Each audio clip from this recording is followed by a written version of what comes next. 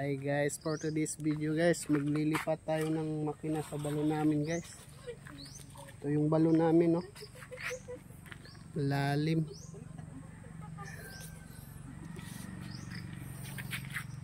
Bali ano to guys, 23 feet to, no. 23 feet.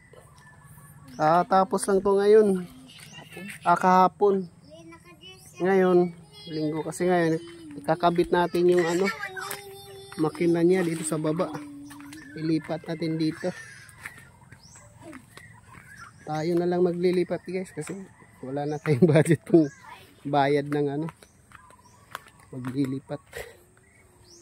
Okay, lilipat lang naman to eh. Ito yung luma guys, naming tabay. Malapit lang sa ibabaw. Yung sa ibabaw safe na siya guys. Wala na talagang alat. Kasi ito kinakalawang na to eh. Yun, no? Pag pinatagal pa namin to, wala, baka sira na ata to eh. Pero umaandar pa to kahapon. Nagkarga yung asawa ko kahapon ng umaga. And guys, update na lang mamaya kasi naglilipat na ako. Wala tayong taga video eh. Yan, pati breaker, ilipat natin yung kuryente. Nakapatay na yan sa bahay guys. Yung breaker niya, patay na yan. Dalawa breaker yan, patay. Breaker sa bahay, saka breaker niya papunta dito. Ano, bali 250 na semento. Semento hollow blocks, tapos 15 na semento, 15 na semento, saka 2.5 cubic na buhangin. Kulang-kulang ano, 13k yung nabayaran namin. Kasama na yung bakal na ano, 10 mm saka 9 mm 5. Yan guys, update ko kayo mamaya. Susubukan natin kaya ba nating ilipat to.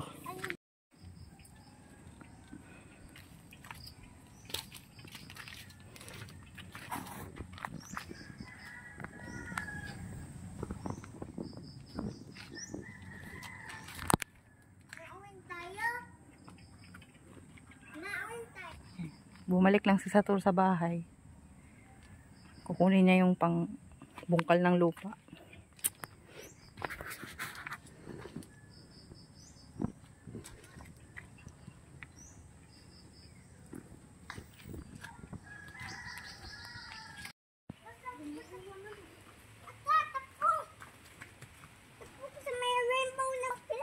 Ulan na.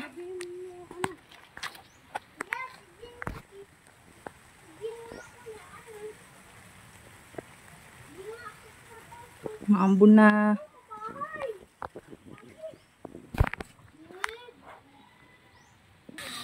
Hi guys, okay na.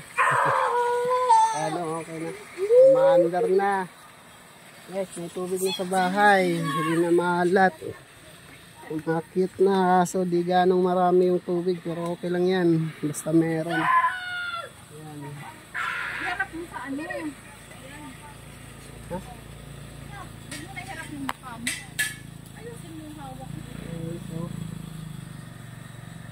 Galaw-galaw. Iwan ko lang hanggang ilang container yan. At least meron na.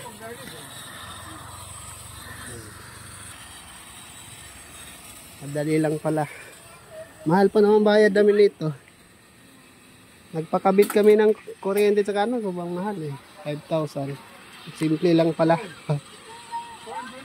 Good luck. Diyan na tayo. Diyan na, video na ako.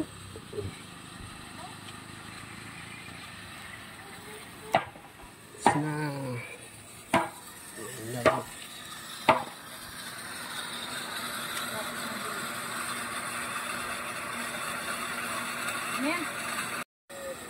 Muna lang muna, huwag muna yun. Ano, yun.